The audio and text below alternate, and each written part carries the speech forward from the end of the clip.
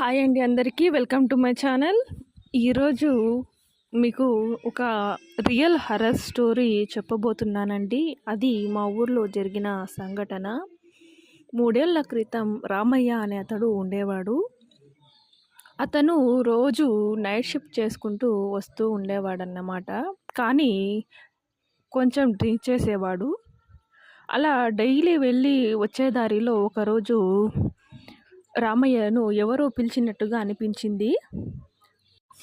అలానే ఇంకో రోజు కూడా రామయ్యను పిలిచారు, కానీ తను చూడలేదు.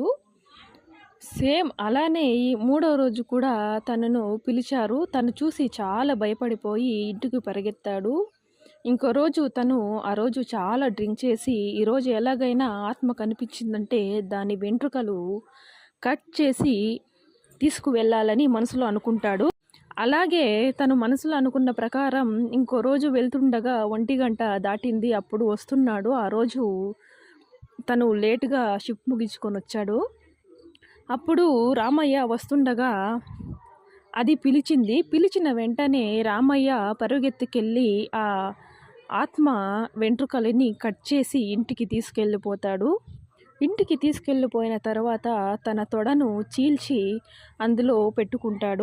అలా తొడలో చీల్చి పెట్టుకున్న తర్వాత ఆ ఆత్మ అనేది వాళ్ళ ఇంటికి డైరెక్ట్గా వస్తుంది. వచ్చి నా వెంట్రుకలు నాకు ఇచ్చే, నేను వెళ్ళిపోతాను, నేను ఎవ్వరికి ఏమి చెయ్యను అని ఆత్మ రామయ్యతో అంటుంది.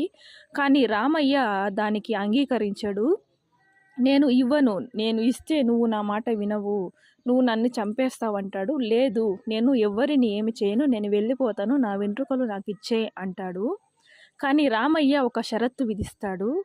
అది ఏంటంటే, ఆత్మతో ఇలా అంటాడు రామయ్య, నువ్వు ఎక్కడెక్కడ నిధులను దాచిపెట్టారో అది నాకు చూసి చెప్పాలి అంటాడు. కానీ ఆత్మ దానికి అంగీకరించదు. రామయ్య అయితే నేను కూడా ఇవ్వను నీ వెంట్రుకలు అని అంటాడు.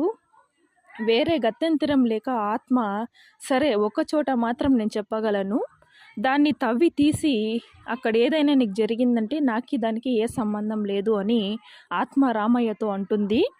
సరే అలాగే కానివ్వు అని ఒక చోట చూపిస్తుంది. అప్పుడు చిన్న కుండలో బంగారం దొరుకుతుంది రామయ్యకి. అప్పుడు ఆత్మ అనేది ఇప్పుడైనా ఇస్తావా అంటే లేదు ఇస్తాను, ఇప్పుడే ఇవ్వను ఇస్తాను అని రామయ్య అంటాడు. సరే అని ఆత్మ ఏం చేయలేక ఊరుకుంటుంది. అప్పుడు అక్కడ దొరికిన నిధి బంగారాన్ని తీసుకెళ్ళి రామయ్య అమ్మి ఆస్తులను సంపాదిస్తాడు.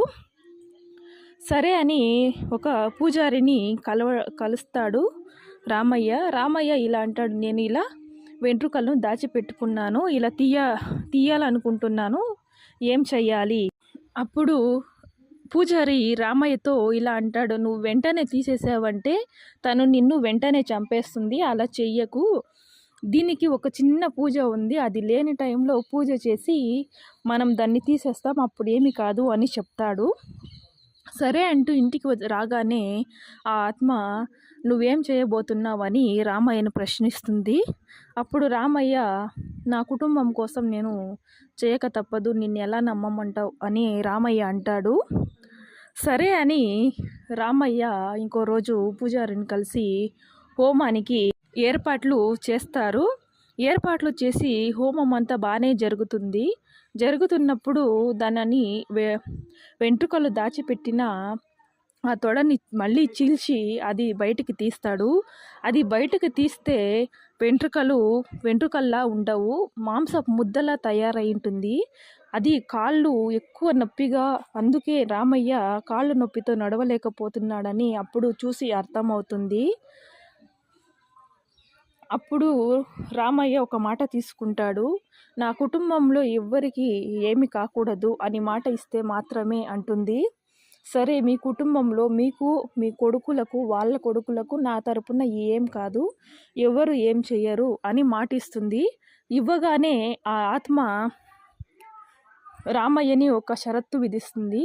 అది ఏంటంటే, ఇందరూ బాగుండాలంటే నీ ప్రాణం నాకు కావాలని ఆత్మ అడుగుతుంది.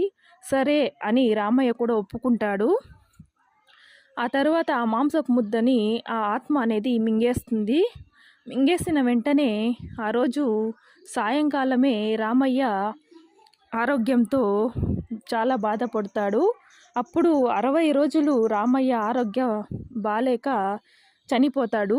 అప్పటి నుంచి ఇప్పటిదాకా వాళ్ళ కుటుంబంలో ఉన్న మనమలకు, ముని మనమలకు, కొడుకులకు ఏమి కాకుండా ఎక్కడ వెళ్ళినా కూడా వాళ్ళకి ఏ ఇది లేకుండా బాగుండారు. ఇదేనండి ఇవాల్టి స్టోరీ. మీకు నచ్చితే ప్లీజ్ లైక్ చేయండి, షేర్ చేయండి, కామెంట్ చేయండి. Thank you for watching. Bye bye.